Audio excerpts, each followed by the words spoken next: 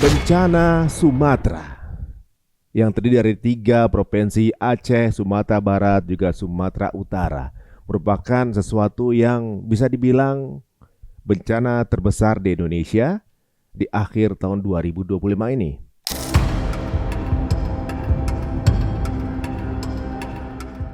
Kalau Sumatera Barat sampai hari ini itu yang meninggal itu 240 orang 140.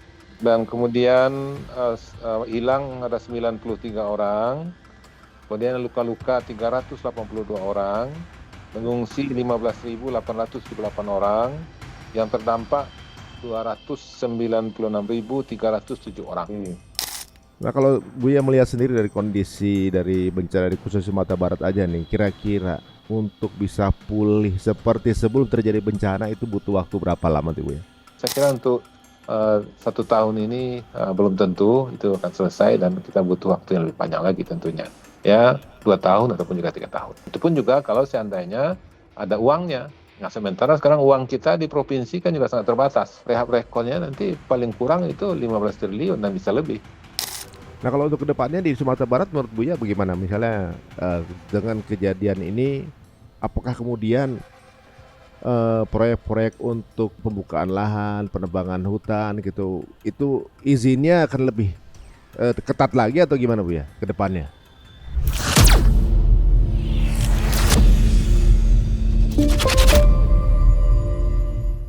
Nah, yang menarik di sini ada sesuatu yang jadi banyak sekali elemen-elemen menarik yang kita temukan, kita dapatkan dari pemberitaan mengenai bencana tersebut adalah salah satunya eh, seorang pemimpin daerah Sumatera Barat. Semestinya bahkan ketika kejadian beliau ini melangsungkan pernikahan putranya.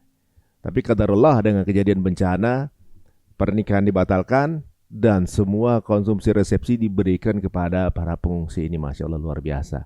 Langsung saja kita akan tersambung dengan Gubernur Sumatera Barat Buya Melia. Assalamualaikum Buya. Waalaikumsalam warahmatullahi wabarakatuh, Mas Ari. Sehat Buya? Alhamdulillah sehat. Nah, Buya, sampai sekarang kayaknya masih tugas nih, masih masih apa namanya pak seragam untuk penanggulangan sepertinya nih sampai jam segini. Iya, jadi memang kita harus siap siaga terus. Karena sekarang ini curah hujan juga masih tinggi dan kemudian juga masih dalam kegiatan tanggap darurat. Ya, maka usai itu kita ketika ada suatu hal yang mendesak ya kita harus turun. Iya, waktu kemarin saya lihat beberapa video itu kan beberapa daerah yang sempat kami lewati di 2023 itu kan sempat ke beberapa tempat itu. Ternyata sekarang dalam keadaan ya kadarullah mungkin terkena bencana ya. Mana aja yang terkena tuh ya? Iya, jadi untuk kita di Sumatera Barat ada sebanyak 16 kabupaten kota yang kena musibah dan juga terdampak musibah. Dan di antaranya adalah Kota Padang, kemudian pesisir selatan, Kabupaten Solo, kemudian Tanah Datar, Kota Solo, kemudian Bukit Tinggi, Agam, kemudian 50 kota, Pasaman, Pasaman Barat, Padang Pariaman, kemudian Kabupaten Agam, dan beberapa daerah yang lain. Yang paling terdampak di mana Bu ya? Yang paling terdampak itu ya adalah di Kabupaten Agam, kemudian Kota Padang, kemudian Tanah Datar dan Padang Panjang, juga Padang Pariaman. Itu yang agak berat. Ibu kota Padangnya sendiri kena juga? Karena itu ada di beberapa lokasi, di Kecamatan Pauah, Kecamatan Kuranji, kemudian Kecamatan Kota Tengah, Kecamatan Nanggalo, ya, dan kemudian juga Kecamatan Padang Utara. Kena. Gitu. Kalau prioritas utama sekarang dari pemerintah Kota Padang, Sumatera Barat itu apa nih Bu ya dalam penanggulangan ini di 24 apa namanya 24/7 ini gitu ya untuk kejadian 24 jamnya apa nih yang paling utama diprioritaskan? Kalau kita sekarang masih dalam tanggap darurat, nah maka itu darurat itu ya kita tentu harus memprioritaskan masyarakat kita yang kena musibah dan juga terdampak sekait dengan kebutuhan harian mereka. ya, Mm, kemudian sandang mereka, dan kemudian mm, juga pangan mereka, dan termasuk juga perumahan tentunya. Karena sekarang ini masih banyak di antara saudara kita yang tinggal di pengungsian, mm, dan kemudian ya yang tinggal di pengungsian itu jumlah mereka itu ada sebanyak 16.000 orang di Sumatera Masya Barat, Allah. dan kemudian yang terdampak itu ada lebih kurang 300.000 orang di Sumatera Waduh. Barat. Jadi maksudnya itu yang sekarang ini yang berada di pengungsian inilah yang salah satunya harus kita penuhi, sehingga kita juga dalam tahap berusaha untuk mengadakan dan juga mensuplai. Alhamdulillah juga dari bantuan dari banyak pihak, mulai pada presiden, kemudian sampai kepada menteri, dan kemudian juga perantau kita, kemudian provinsi-provinsi yang ada di Indonesia, kabupaten kota, mereka mengantarkan bantuan, dan kemudian kita distribusikan juga kepada masyarakat yang memerlukan. Nah, di antara kebutuhan-kebutuhan di samping itu juga kebutuhan air minum. Sekarang ini Hmm. juga menjadi sesuatu yang sangat sangat tinggi kebutuhannya.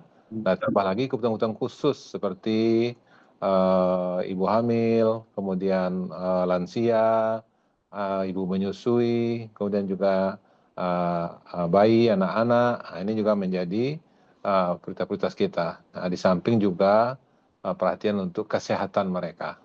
Dan ini memang semuanya harus betul-betul terfasilitasi dan kemudian terjamin, ya, sehingga ketika mereka berada di pengungsian, mereka betul-betul terpenuhi kebutuhannya, keperluannya. Nah, di momen seperti ini nih, para pemimpin-pemimpin ini lagi ruwet-ruwetnya banget ya teman-teman semuanya ya. Untuk warga yang berkebutuhan khusus tanpa bencana aja perlu perhatian khusus, apalagi kalau ada bencana ini. Kita bayangkan seperti apa namanya kesulitan yang sedang dihadapi oleh semua yang ada di Sumatera Barat. Nah, Abu ya, kalau misalnya di Sumatera Barat sendiri ada nggak daerah yang terisolasi gara-gara bencana ini? Kalau sekarang tidak ada, semuanya sudah bisa Sudah diakses, buka ya. sudah terbuka. Itu makanya dengan terbukanya akses, maka supply keperluan-keperluan mereka bisa kita atasi. Dan ini memang menjadi prioritas kita. Kemarin memang hari pertama dan kedua itu memang masih ada daerah-daerah terisolasi, tidak bisa diakses karena memang terjadinya longsoran, kemudian juga ada jembatan yang putus, jalan yang terban, dan kemudian juga ada longsor-longsoran di sana sini, sehingga itu menghambat akses. Nah, itu menjadi prioritas kita kemarin, dan sekarang ini sudah bisa kita bangun akses kepada masyarakat-masyarakat yang kena musibah dan juga masyarakat yang terdampak. Karena perlu diketahui juga, bukan hanya masyarakat yang kena musibah saja, tapi masyarakat yang terdampak ini juga perlu perhatian kita, karena suplai makanan ke sana kan juga terputus, terhambat. Itu bantuannya dari mana aja tuh Bu ya? Selain dari Pemda, ada juga mungkin masyarakat dari luar Sumatera Barat ya, mungkin perantau-perantau ini kemudian pada kembali untuk memberikan support bantuan juga atau gimana? Alhamdulillah, kita melihat bahwa semangat kepedulian, semangat perhatian bangsa Indonesia ini luar biasa, mulai pada presiden, wakil presiden, kemudian menteri, kemudian juga BUMN, BUMD, dan kemudian juga perantau-perantau, provinsi-provinsi tetangga, kabupaten-kabupaten yang ada di Indonesia. Bahkan juga kita begitu terenyuh juga ketika ada seorang anak dari Papua yang rela celengannya itu dibukanya dan kemudian dia sumbangkan untuk daerah-daerah yang kena musibah. Saya kira ini suatu hal luar biasa, semangat solidaritas kita, semangat saling bantu membantu di antara kita, sampai di Papua pun juga begitu. Dan saya kira memang inilah contoh kedermawanan yang memang melekat pada bangsa Indonesia. Bukan hanya masalah dalam negeri, luar negeri pun juga kita peduli, walaupun kita kadang susah gitu. Masya Allah, luar biasa.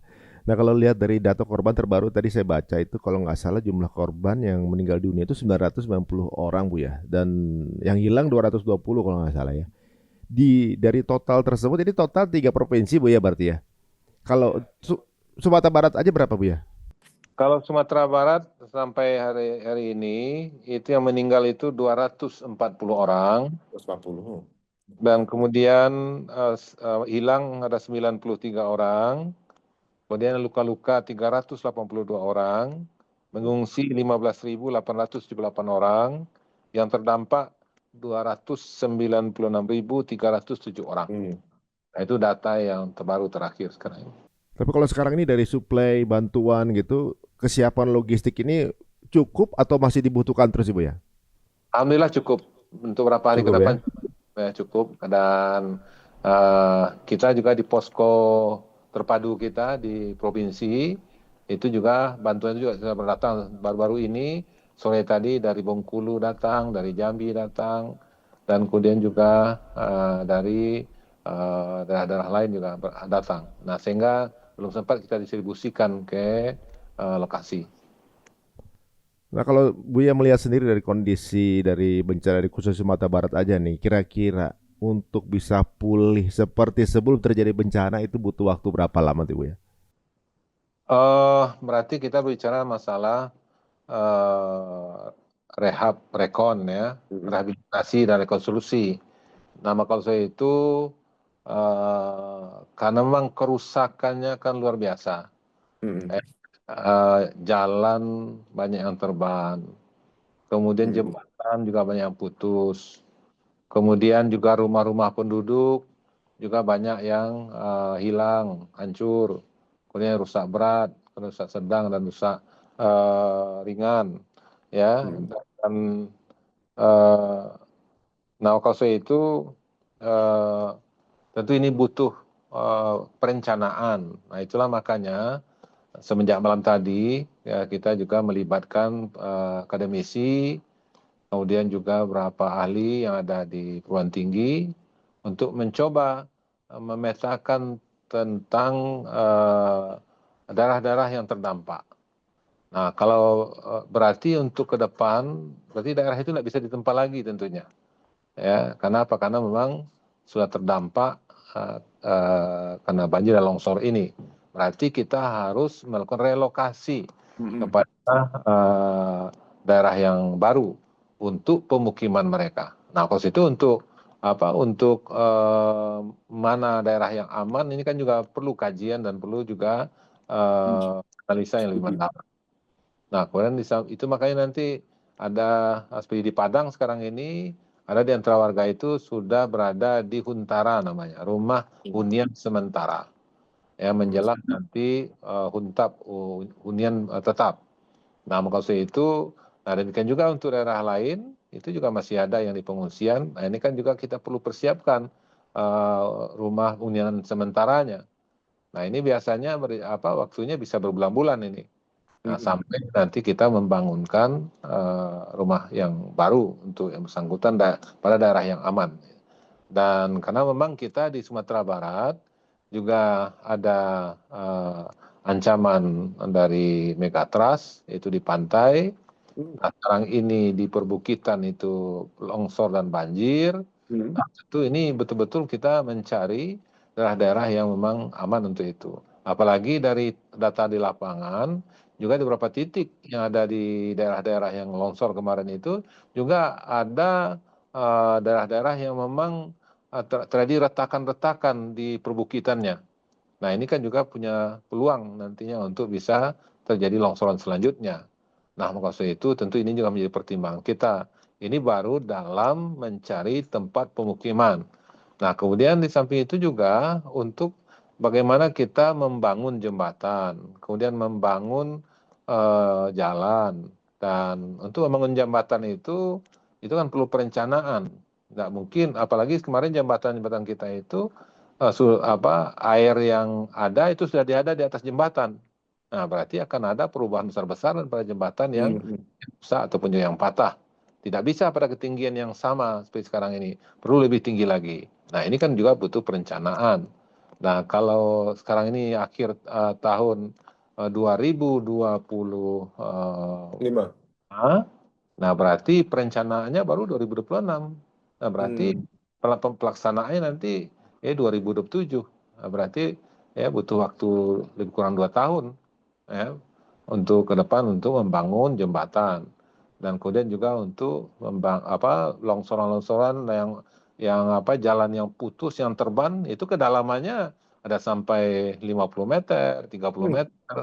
Nah, kalau itu kan ini juga butuh waktu ya untuk perencanaan juga untuk pembangunannya.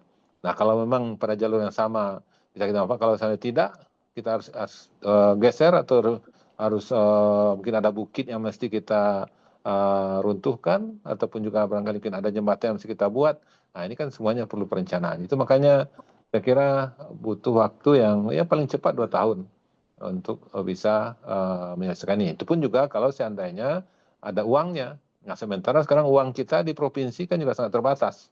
Karena tahun 2026 ini kan juga ada efisiensi yang dilakukan oleh Kementerian Keuangan dan Kementerian Negeri untuk kita. Itu makanya kami kemarin sudah membuat surat kepada Menteri Keuangan dan kemudian juga Kementerian Negeri bagaimana dana yang diefisiensi kemarin itu bisa dikembalikan lagi sehingga itu bisa menjadi modal kita untuk memperbaiki infrastruktur yang rusak. Nah, di samping itu juga kan ada juga sekolah dan kemudian juga ada rumah sakit, puskesmas, dan kemudian juga ada rumah ibadah dan kemudian juga berapa bangun-bangun yang lainnya. Perkantoran juga rusak. Nah, waktu itu ini juga membutuhkan dukungan anggaran dan kemudian juga butuh perencanaan ke depannya. Jadi waktu itu saya kira untuk 1 tahun ini belum tentu itu akan selesai dan kita butuh waktu yang lebih panjang lagi tentunya. Ya, 2 tahun ataupun juga 3 tahun. 2 tahun ya, udah Masya Allah. Teman-teman semua lihat ya, ini cobaan yang cukup besar ya, dikarenakan tadi Buya juga menceritakan bahwa daerah yang sudah kena, sudah kena bencana sudah tidak mungkin ditempati atau membahayakan untuk dihuni kembali. Jadi butuh relokasi. Itu juga makan waktu juga dan biaya.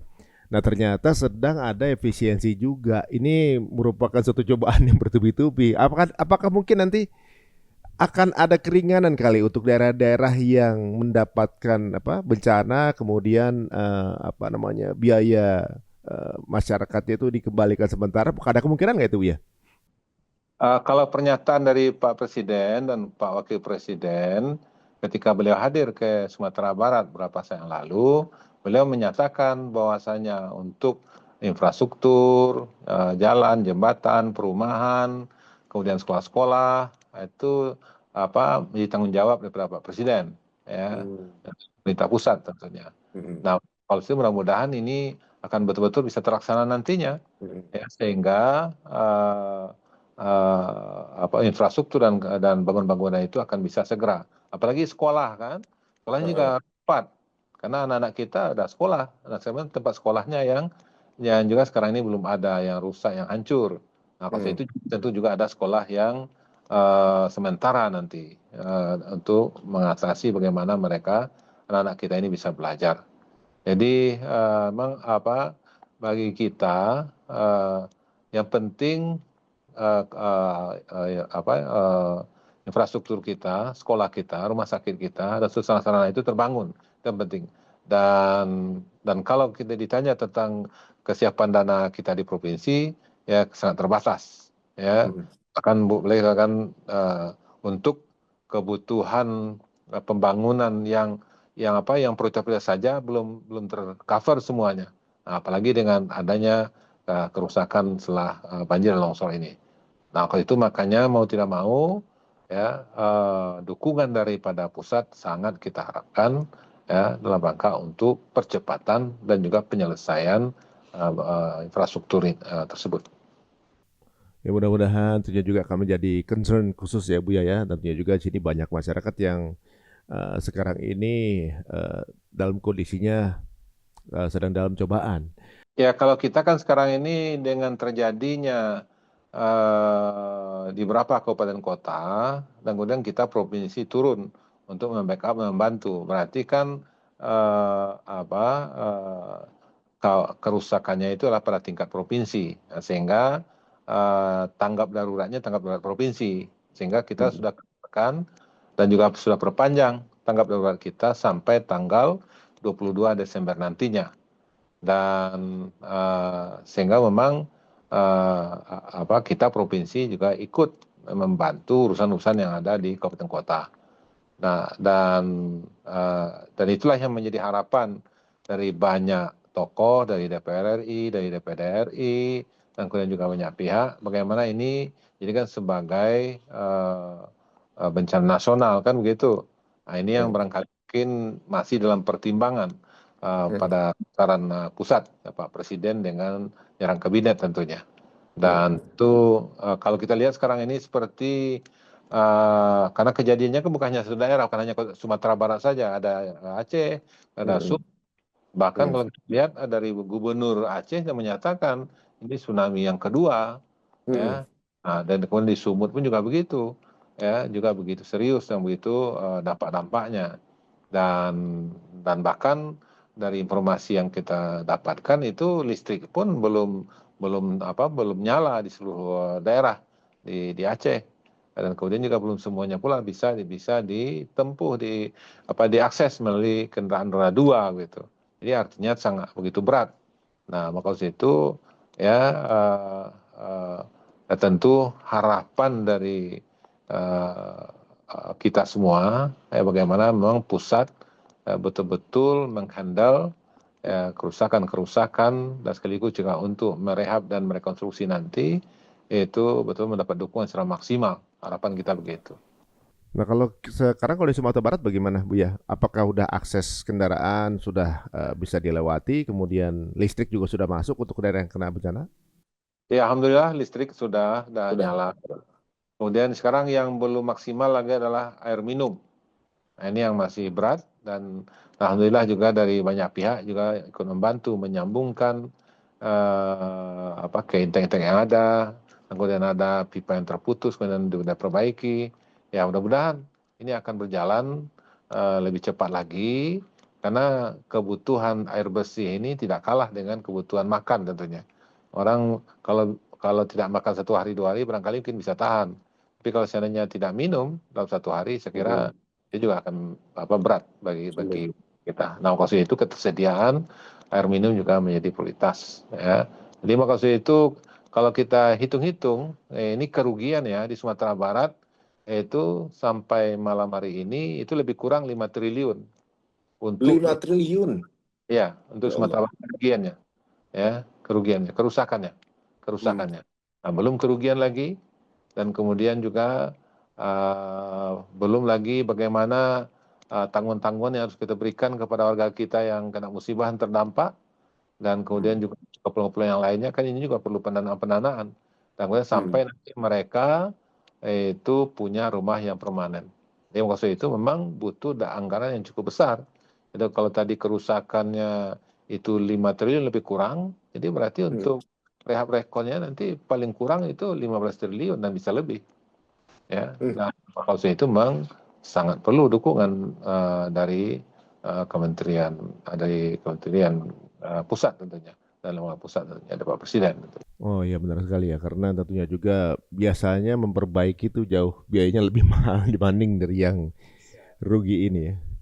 Nah, kalau sekarang ini posisinya apakah statusnya sudah aman atau masih apa namanya bahaya, misalnya kayak potensi bencana susulan gitu, kemungkinan gitu, masih ada atau memang sudah sebenarnya secara kondisi bencana sudah selesai, bencana susulan nggak ada atau mungkin masih berjaga-jaga nih Bu ya? Ya, kalau kita lihat ini juga justru kemarin terjadi gempa di daerah Kabupaten Ada Ada Sorong, lagi. lagi? Oh, gempa. Itu lebih kurang 4, sekian. oh besar juga itu Bu ya? Lumayan. Mm, Dan kemudian sehingga juga perkembangan juga eh, aktivasi dari Gunung Talang, nah mm, itu tingkat. Masya Allah. Nah, kemudian di samping itu juga bahwasanya sekarang ini kan curah hujan juga masih tinggi, bahkan juga cenderung juga pada waktu tertentu nanti juga akan lebat di beberapa daerah di Sumatera Barat.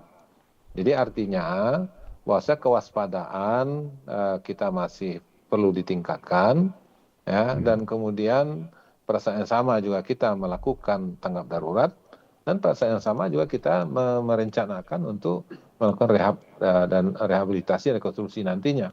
Dan maka itu ini memang butuh tim dan kemudian butuh sinergi seluruh pihak, baik pusat, kemudian provinsi, kabupaten kota, dan kemudian seluruh lembaga yang ada di Indonesia ini tentunya. Jadi untuk dikatakan aman, saya kira belum, ya, tetapi justru kita harus meningkatkan kewaspadaannya, dan kemudian itu pula makanya tanggap daruratnya kita perpanjang. Itu menunjukkan kepada kita bahwa amannya itu belum terjamin, ya, masih kita berbuat dalam tataran tanggap darurat gitu. Tadi kan juga Buya bilang bahwa Sumatera Barat ternyata masuk ke dalam jalur ancaman megatrust juga nih. Nah, ini kan belum megatrust saja sebesar ini gini. Gimana kalau megatrust benar terjadi gitu ya? Memang ada info khusus atau gimana Buya mengenai megatrust ini? Memang di sini setelah kita coba diskusikan, seperti dengan BMKG ya, kita diskusikan kemarin. Kemarin kan saya sampaikan, kan siklon tropis itu kan sudah tahu kita akan terjadi. Nah, kemudian saya tanyakan, kenapa kita tidak melakukan modifikasi cuaca? Ya, itu kan sudah tahu, tidak bisa. Belum ada teknologi yang bisa untuk memodifikasi cuaca ketika siklon tropis itu. Dan kemudian dia berpindah-pindah. Dan dari informasi terakhir sore tadi dari Kementerian Dalam Negeri dan juga dari BMKG, itu sekarang ini dia bergeser berada di daerah Bengkulu, ya.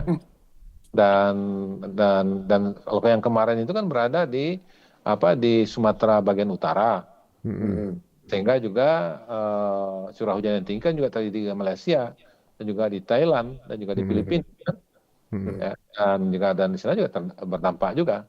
Nah, dan ini juga membuktikan kepada kita bahwasanya begitu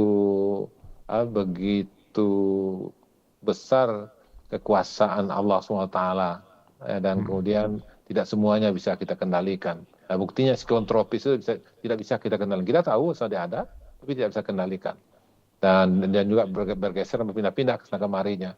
Nah, mudah-mudahan kita bergesernya berada di tengah Samudra Hindia sana, ya, tidak di daratan di mana saja gitu. Dan maksud itu nah kalau kita lihat di megatrust juga punya potensi, dan kemudian juga angin puting beliung juga punya potensi, bahkan kemarin di Jakarta juga kebakaran, sekian pula korban kan. Jadi kita melihat memang suatu saat kiamat itu kan pasti terjadi. Iya, memang sih ya. Bertubi-tubi sepertinya Indonesia sedang dicoba nih Bu ya.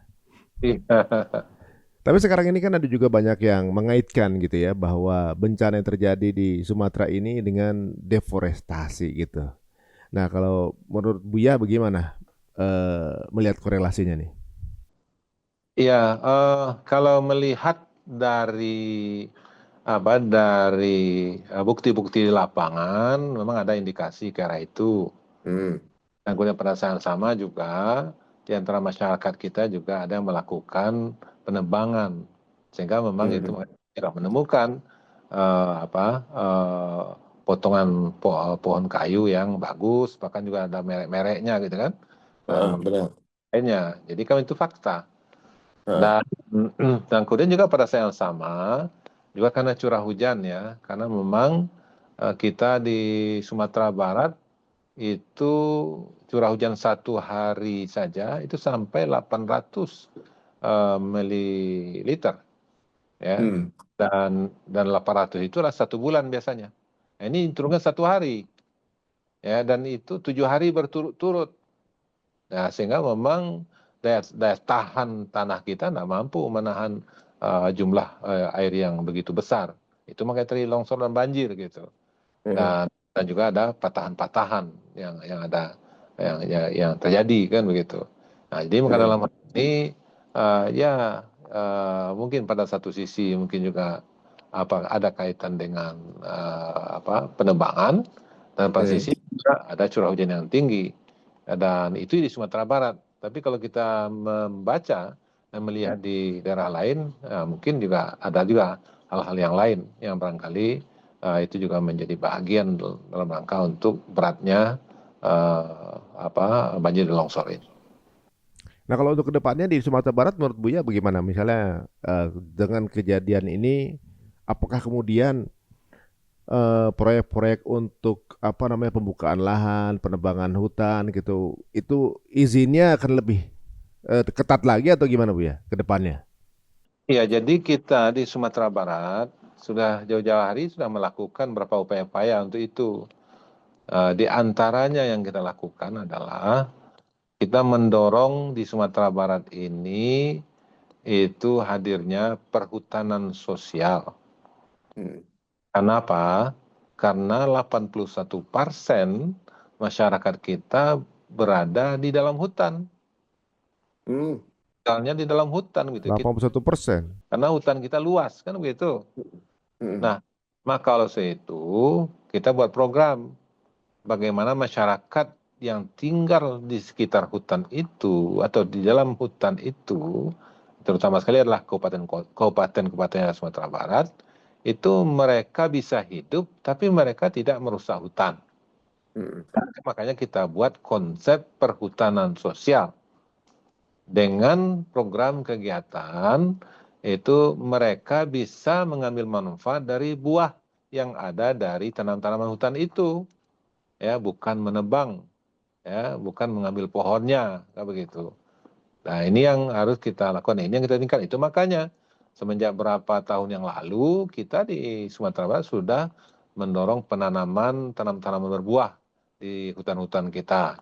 Di antaranya kita menanam manggis, kemudian durian, kemudian petai, dan kemudian juga pinang, dan kemudian banyak tanaman berbuah yang lainnya. Nah, sehingga masyarakat kita bisa menjalani kehidupan dari hasil-hasil hutan tersebut. Dan kemudian juga kita lakukan uh, budidaya madu klenceng, ya, trigona. Nah, kalau di sini galo-galo namanya. Nah, itu dalam setahun itu 3.000 sampai 4.000 stuk kita berikan kepada masyarakat sehingga itu bisa menjadi sumber-sumber pendapatan baru bagi masyarakat kita sehingga mereka tidak merusak hutan. Kemudian juga ada program kegiatan kita adalah yaitu desa wisata. Nah, dan kemudian kita dorong kelompok-kelompok sadar wisata di sekitar perhutanan sosial tadi atau di mana mereka tinggal. Sehingga potensi wisata yang ada di dalam hutan itu atau di daerah mereka berada itu bisa kita maksimalkan sehingga ya mereka berkurang menebang pohon-pohon yang ada di hutan sana. Dan kemudian juga ada program budidaya yang lainnya, ya, sehingga memang intinya adalah bagaimana kita mendorong masyarakat kita yang tinggal di dalam hutan itu, ya, mereka bisa hidup, mereka bisa sejahtera, dan tanpa mereka merusak hutan. Nah, itu inilah yang harus kita lakukan. Itu makanya kita kemas dengan perhutanan sosial. Alhamdulillah ini sudah kita mulai semenjak tahun 1918 yang lalu. Alhamdulillah sekarang ini di Sumatera Barat kita sudah punya 340.000 hektar perhutanan sosial. Kita mau tingkatkan nanti menjadi 700.000 hektar. Nah, mudah-mudahan ya dengan konsep tadi maka masyarakat kita akan bisa menjalani kehidupan dengan sebaik-baiknya. Dan alhamdulillah kita dengan keseriusan kita di perhutanan sosial sehingga kita diberikan dukungan oleh Kementerian Lingkungan Hidup melalui BPDLH, yaitu dana dari Norway sebanyak 3,5 juta US dollar. Alhamdulillah ini sejak 2024 yang lalu sudah mulai. Ini 2005 ini sudah sebagian sudah dilaksanakan.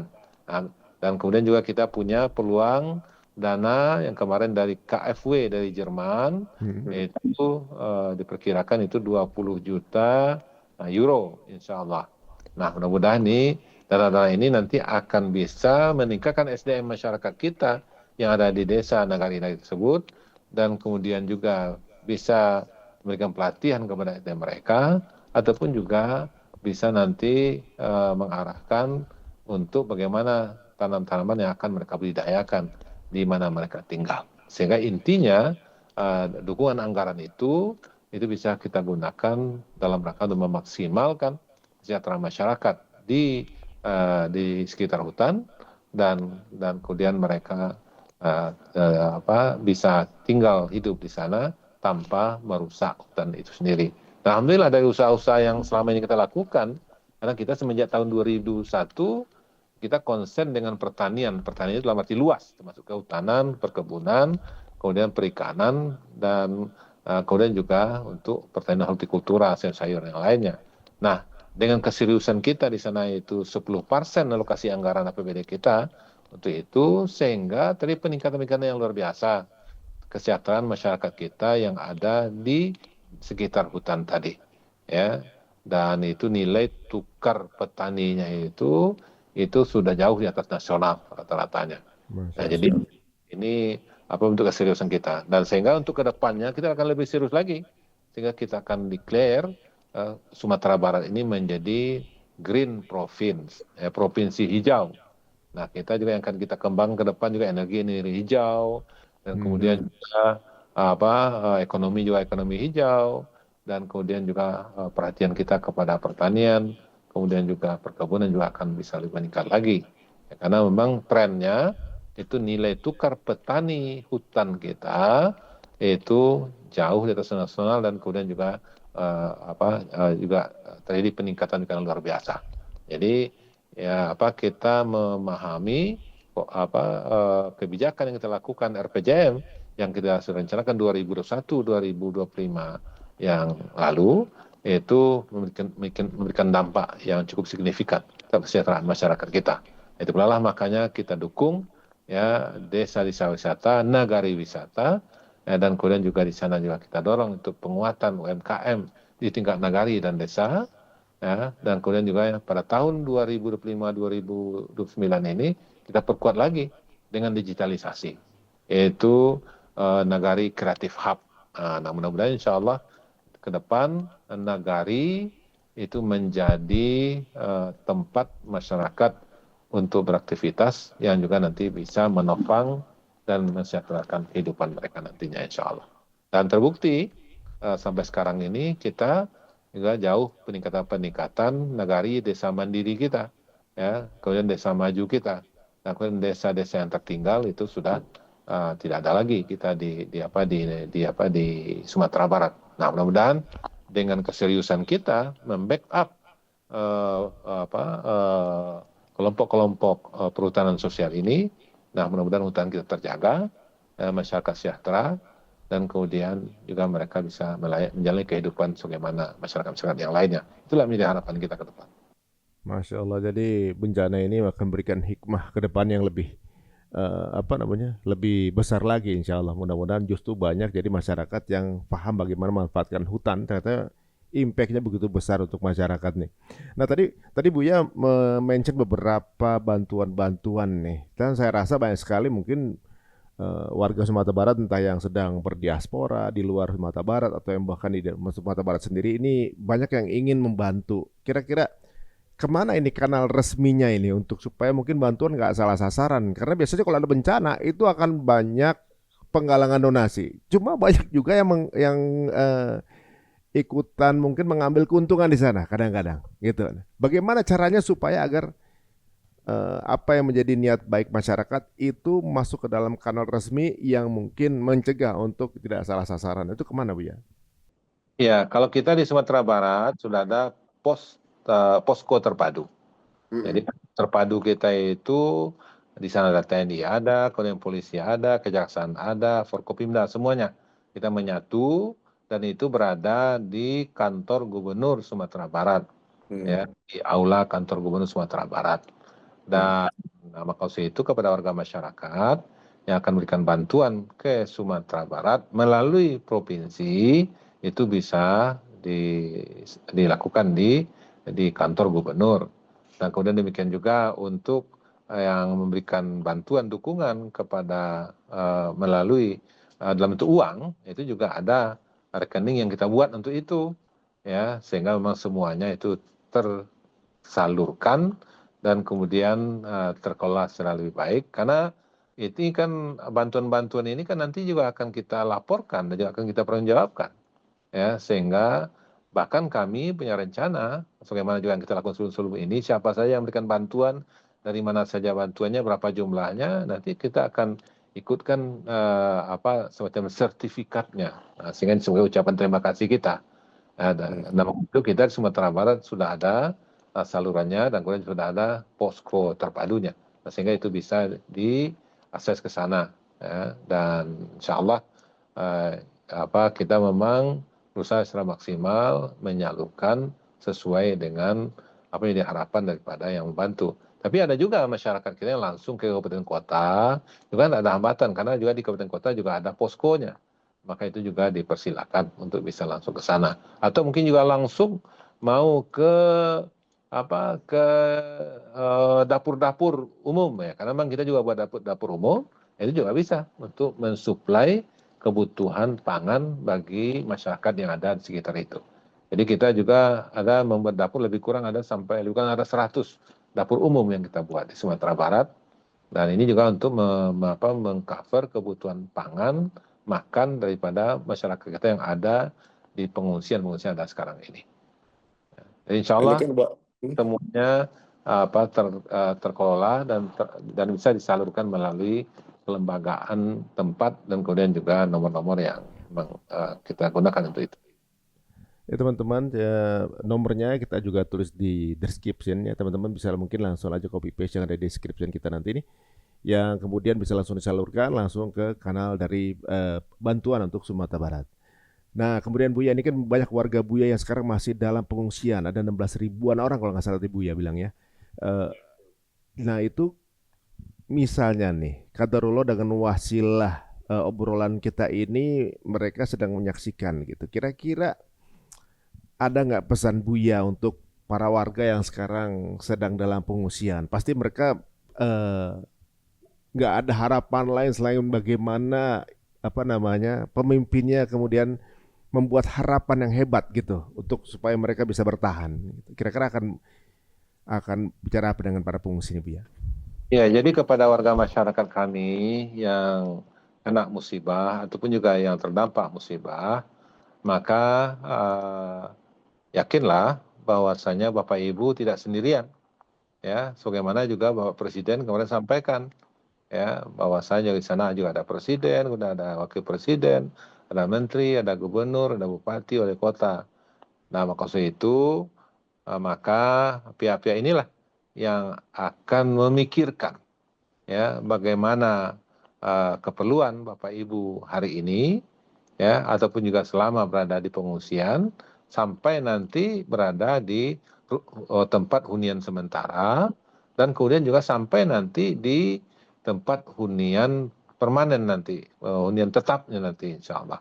Nah, karena memang ini butuh waktu, maka tentu kita harapkan kepada Bapak Ibu, warga masyarakat kami yang kena musibah dan terdampak musibah, ya untuk bersabar dan kemudian insya Allah ya komitmen Pak Presiden ya pada sepekan yang lalu itu akan membangunkan infrastruktur, kemudian sekolah, rumah ibadah, dan kemudian juga puskesmas, dan kemudian juga rumah-rumah penduduk yang lainnya, termasuk juga infrastruktur, ya jalan, kemudian jembatan, sehingga Bapak Ibu warga masyarakat yang kena musibah dan juga terdampak akan bisa menjalani kehidupan seperti yang sudah-sudah. Bahkan kita berupaya ya bagaimana ke depan akan bisa lebih baik lagi ya dan kemudian kawasan-kawasan kita lebih tertata secara lebih baik lagi dan kemudian juga pembangunan juga mudah-mudahan akan berjalan lebih baik dan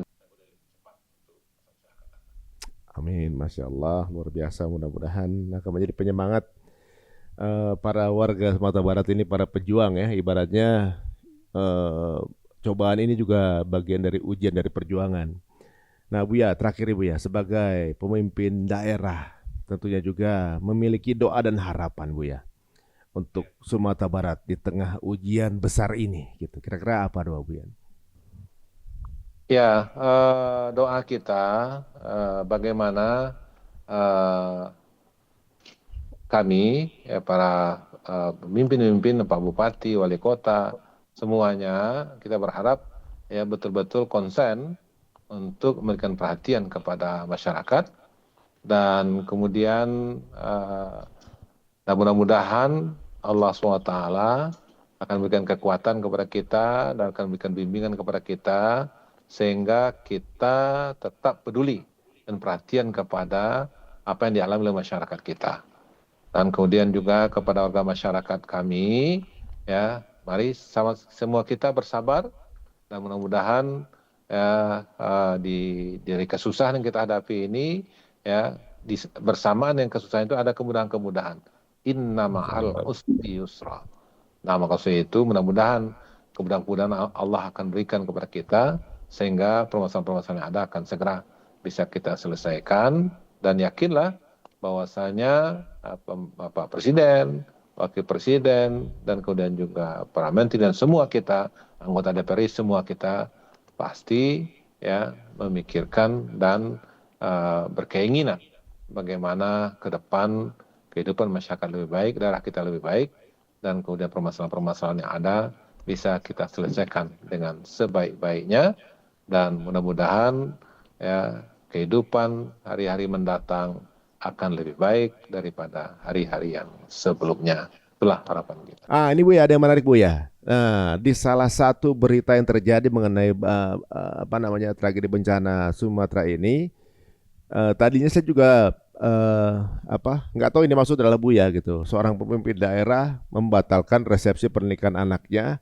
dan kemudian memberikan konsumsinya untuk para pengungsi gitu. Pas saya baca, ini Bu ya gitu. Ini benar terjadi atau gimana Bu ya? Iya benar. Jadi memang pada bulan Maret yang lalu ya, itu anak saya yang nomor 4 nikah. Kemudian pada tanggal 29 Oktober yang lalu, itu juga yang selanjutnya juga nikah, saya nomor 6. Dan nomor 7 juga tanggal 5 kemarin. Oh jadi setahun ini 3 Bu ya? Iya, ya nikah. Nah kita merencanakan itu resepsinya itu tanggal 6 dan tanggal 7. Sekaligus? Iya, sekaligus ketiga-tiganya. Jadi karena ada musibah ini, ya maka resepsi pernikahannya kita batalkan, dan sehingga memang segala sesuatu yang sudah kita siapkan ya untuk makanan kita antarkan kepada masyarakat yang terdampak. Dan kemudian juga juga kita tambah lagi dengan tamu-tamu yang lain seperti beras, kita tambah membelinya, dan juga kita antarkan kepada, dan alhamdulillah ketiga putra kami ini dia juga dengan legowo, dan dengan justru lain bersama dengan istri saya dan juga ada dengan teman-teman yang lain mengantarkan ke lokasi bencana yang ada di Kota Padang, kemudian yang ada di Agam, dan juga beberapa tempat yang lain. Dan ya alhamdulillah mereka juga merasakan, dan juga sehingga mereka juga menerima, dan ini juga memang hasil diskusi pembicaraan dengan mereka juga, sehingga itulah keputusannya, dan alhamdulillah mereka juga mendukung untuk kebijakan keputusan yang kita lakukan itu, insya Allah. Alhamdulillah. Bagaimana dengan para tamu Bu ya? Bukannya mereka udah siap-siap untuk hadir gitu kan rencana. Kalau tiga pernikahan pasti kan nih tamunya perkiraan banyak lah gitu. Berapa undangan tuh Bu ya? Memang undangan kemarin sudah kita sebarkan. Bahkan ada juga yang bertanya-tanya kenapa tidak jadi kan gitu. Makanya kita buatlah video itu, ya, kita sebarkan ke seluruhnya. Sehingga justru dari video itulah masyarakat dan para undangan yang kita rencanakan undang tahu, ya, mereka dengan tanya itu ya mereka tahulah bahwasanya memang kita batalkan resepsi pernikahannya. Waduh, Masya Allah, luar biasa. Ini bisa dibilang ini sebuah contoh sih Bu ya, karena saya rasa memang setiap orang yang menikah pasti ingin memiliki kenangan pernikahannya yang tidak terlupakan. Tapi hal ini tentunya akan menjadi kenangan yang luar biasa juga bagi para pasangan ini tentunya ya Bu ya. Karena anak dan mantu Bu ya. Karena justru di pernikahan mereka malah turun ke pengungsian untuk kemudian membantu para pengungsi. Ini kan agak sedikit berbeda dengan pernikahan seperti biasanya gitu. Tanggapannya apa Bu ya katanya mereka? Kalau sekarang ini memang mereka dengan keputusan yang kita ambil itu, dan nggak ada komplain dari mereka, alhamdulillah. Dan buktinya mereka bersama-sama turun ke lapangan untuk mengantarkan itu, dan apa dan mereka juga gembira, dan juga masyarakat juga bisa digembirakan gitu. Jadi artinya mereka juga senang membantu masyarakat, dan kemudian masyarakat yang dikunjungi juga gembira dengan makanan yang kita berikan. Ya mungkin di sana ya alhamdulillah, dan sampai hari ini mereka legowo dan kemudian tidak ada komplain, dan mereka merasa gembira, dan termasuk juga calon besan-besan kami. Dan kami, karena juga ada pesan kami juga ada tiga keluarga juga kan, maka ini semua juga memahami akan situasi kondisi seperti itu. Dan kemudian juga dari teman-teman di pemerintah daerah pun juga begitu ya, alhamdulillah, dengan dukungan dan respon seperti itu, sehingga justru ada suatu nilai yang berbeda dengan yang sebelumnya. Intinya kita juga bisa memberikan makanan-makanan kepada warga masyarakat kita, dan ya alhamdulillah, saya dengan istri kaget juga gitu, artinya tidak ada komplain dari anak-anak kami, dan kemudian juga dari pasangannya juga begitu, dan kemudian juga pesan-pesan kami pun juga semuanya juga mendukung apa yang kita lakukan ini. Alhamdulillah, mudah-mudahan ini adalah suatu tanda, mudah-mudahan nanti anak-anak kami yang mereka kebetulan ini ketiga-tiganya laki-laki nih Pak Ari. Nah, kami ketiganya laki-laki. Tiga-tiga laki-laki. Alhamdulillah. Waduh. Mudah-mudahan mohon doa kepada warga masyarakat dan juga kita semua, mudah-mudahan mereka bisa menjadi keluarga yang bisa menghadirkan surga dalam rumah tangganya. Amin. Dan kemudian juga mudah-mudahan mereka juga bisa menegakkan perintah-perintah Allah dalam rumah tangganya. Amin. Rumah tangga yang mereka bangun juga rumah tangga yang sakinah, dan kemudian juga keluar rumah tangga yang mawaddah, dan juga akan berikan rahmat untuk mereka semuanya insyaallah. Sekali lagi mohon doa Pak Ari dan kemudian kepada kita semua, kepada seluruh warga masyarakat ya, mohon doa, dan mereka akan menjadi keluarga yang bahagia dunia dan akhirat nantinya.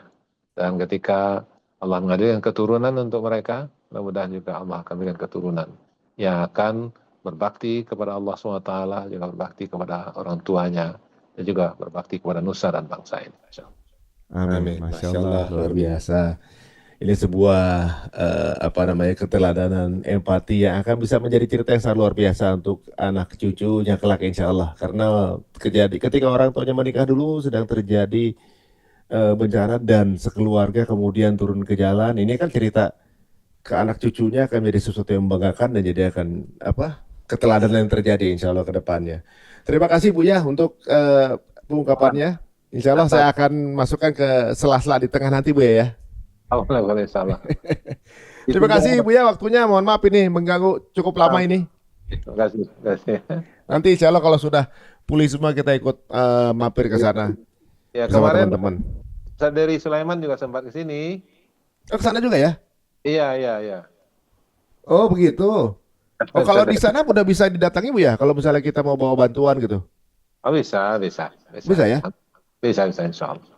Oh gitu, nanti saya koordinasi sama Pak Medi kalau gitu dulu ya. Ya boleh insya Allah. Siap. Terima kasih Bu ya, jazakallah khair. Mohon maaf ini mengganggu. Selamat malam nih. Assalamualaikum. Ya teman-teman semuanya, udah kita dengar bagaimana tadi yang terjadi di Sumatera Barat, dan semoga teman-teman warga Sumatera Barat entah yang mungkin sekarang sedang di luar negeri, warga keturunan Minang gitu. Paling banyak tuh saya ke luar negeri pasti banyak orang Minang di mana-mana. Atau juga mungkin yang sedang berada di luar Sumatera Barat. Sudah mendapatkan update terkini apa yang terjadi di Sumatera Barat, dan semoga semua bisa pulih seperti sedia kala, dan sama-sama kita doakan semoga Indonesia akan segera sembuh. Pray for Sumatera, Assalamualaikum warahmatullahi wabarakatuh. Sampai ketemu lagi di episode Cerita Untung berikutnya.